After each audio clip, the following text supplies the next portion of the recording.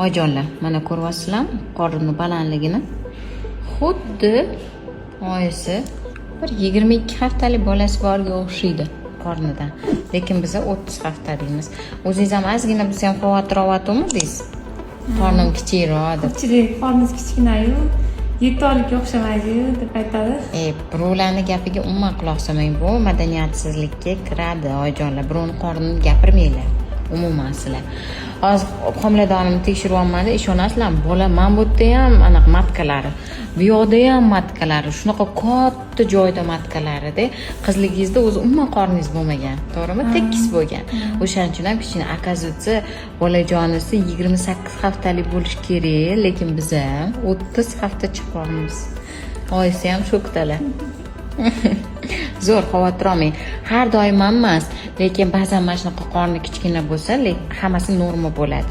Qorni kichkinalikdan bari ehtiyot bo'lish kerak.